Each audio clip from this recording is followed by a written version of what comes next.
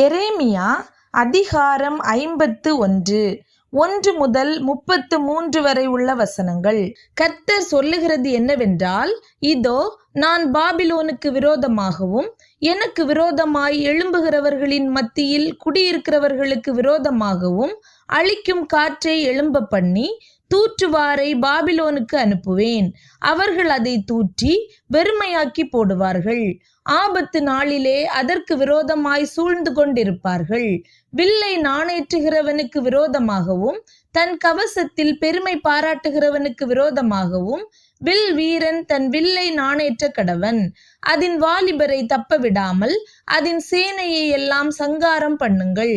குத்தி போடப்பட்டவர்கள் கல்தேயரின் தேசத்திலும் கொலை செய்யப்பட்டவர்கள் அதன் வீதிகளிலும் விழுவார்கள். அவர்கள் தேசம் இஸ்ரவேலின் பரிசுத்தருக்கு விரோதமாக செய்த அக்கிரமத்தினால் நிறைந்திருந்தும் யூதா தன் தேவனாலும் இஸ்ரவேல் சேனைகளின் கர்த்தராலும் கைவிடப்படவில்லை. நீங்கள் பாபிலோனின் அக்கிரமத்தில் சங்காரமாகாதபடிக்கு அதன் நடுவில் இருந்து ஓடி அவரவர் தங்கள் ஆத்துமாவை தப்புவீங்கள். இது கர்த்தர் அதனிடத்தில் பழி வாங்குகிற காலமாயிருக்கிறது. அவர் அதற்கு பதில் செலுத்துவார். பாபிலோன் கர்த்தருடைய கையிலுள்ள பொற்பாத்திரம். அது பூமி அனைத்தையும் வெறிக்க பண்ணினது. அதன் மதுவை ஜாதிகள் குடித்தார்கள். ஆகையால் ஜாதிகள் புத்தி மயங்கி போனார்கள். பாபிலோன் சடுதியில் விழுந்து தகர்ந்தது. அதற்காக அலறுங்கள். அதன் நோவை ஆற்ற பிசின் தைலம் போடுங்கள். ஒருவேளை குணமாகும்.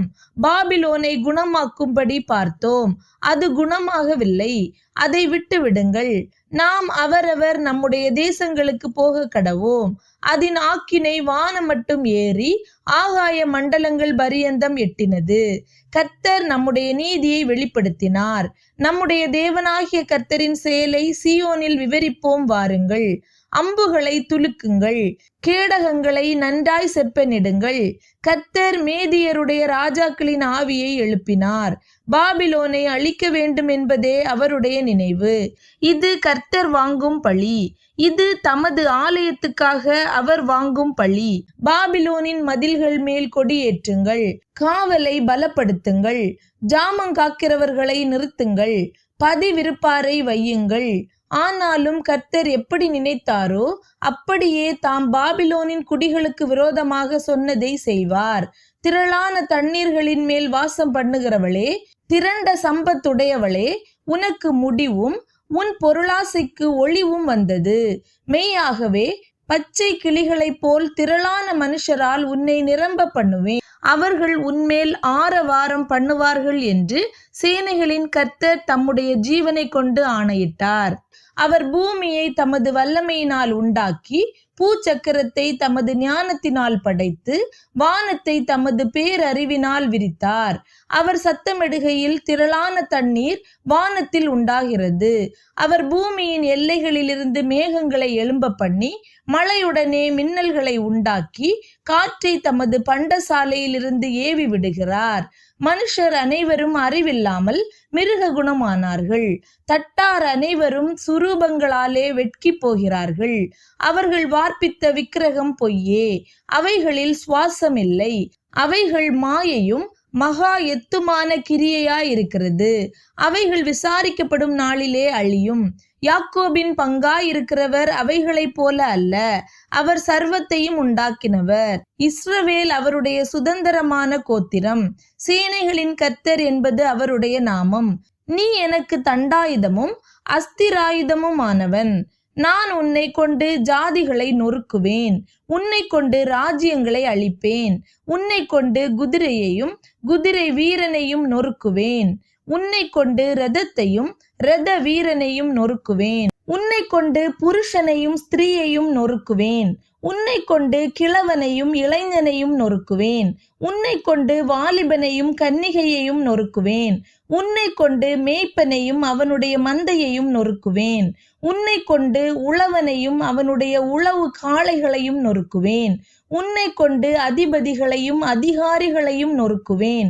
பாபிலோனுக்கும் கல்தேயர் தேசத்தின் சகல குடிகளுக்கும் அவர்கள் உங்கள் கண்களுக்கு முன்பாக சீயோனில் செய்த அவர்களுடைய எல்லா பொல்லாப்புக்காகவும் பழி வாங்குவேன் என்று கர்த்தர் சொல்லுகிறார்.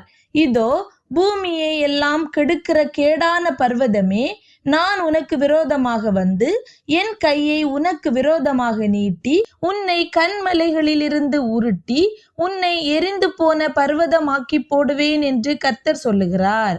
மூலை கல்லுக்காகிலும் அஸ்திபார கல்லுக்காகிலும் ஒரு கல்லையும் உன்னிலிருந்து எடுக்க மாட்டார்கள். நீ என்றென்றைக்கும் பாழாய் கிடக்கிற ஸ்தலமாவாய் என்று கர்த்தர் சொல்லுகிறார். தேசத்திலே கொடியேற்றுங்கள், ஜாதிகளுக்குள் எக்காளம் ஊதுங்கள், ஜாதிகளை அதற்கு விரோதமாக ஆயத்தப்படுத்துங்கள். அரராத், மின்னி, அஸ்கேனாஸ் என்னும் ராஜ்யங்களை அதற்கு விரோதமாக வர கூப்பிடுங்கள். அதற்கு விரோதமாக தள கர்த்தனுக்கு பட்டம் கட்டுங்கள். சுனை உள்ள வெட்டு கிளிகள் போன்ற குதிரைகளை வர பண்ணுங்கள். மேதியா தேசத்தின் ராஜாக்களும் அதன் தலைவரும் அதன் சகல அதிகாரிகளும் அவரவருடைய ராஜ்ய பாரத்துக்கு கீழான சகல தேசத்தாருமாகிய ஜாதிகளை அதற்கு விரோதமாக ஆயத்தப்படுத்துங்கள். அப்பொழுது தேசம் அதிர்ந்து வேதனைப்படும். பாபிலோன் தேசத்தை குடியில்லாதபடி பாழாக்க பாபிலோனுக்கு விரோதமாய் கர்த்தர் நினைத்தவைகள் நிலைக்கும். பாபிலோனின் பராக்கிரமசாலிகள் யுத்தம் பண்ணாமல் கோட்டைகளில் இருந்து விட்டார்கள். அவர்கள் பராக்கிரமம் அழிந்து பேடிகளானார்கள். அதன் வாசஸ்தலங்களை கொளுத்தி போட்டார்கள். அதன் தாழ்பாள்கள் உடைக்கப்பட்டது. கடையாந்தர முனை துவக்கி அவனுடைய பட்டணம் பிடிப்பட்டது என்றும், துறை வழிகள் அகப்பட்டு போய் நாணல்கள் அக்கினியால் சுட்டரிக்கப்பட்டது என்றும், யுத்த மனுஷர் கலங்கி இருக்கிறார்கள் என்றும் பாபிலோன் ராஜாவுக்கு அறிவிக்க, அஞ்சற்காரன் மேல் அஞ்சற்காரனும் தூதன் மேல் தூதனும் ஓடுகிறான். பாபிலோன் குமாரத்தி மிதிக்கப்படும் களத்துக்கு சமானம். அதை போரடிக்கும் காலம் வந்தது. இன்னும் கொஞ்ச காலத்திலே அறுப்பு காலம் அதற்கு வரும் என்று இஸ்ரவேலின் தேவனாகிய சேனைகளின் கர்த்தர் சொல்லுகிறார்.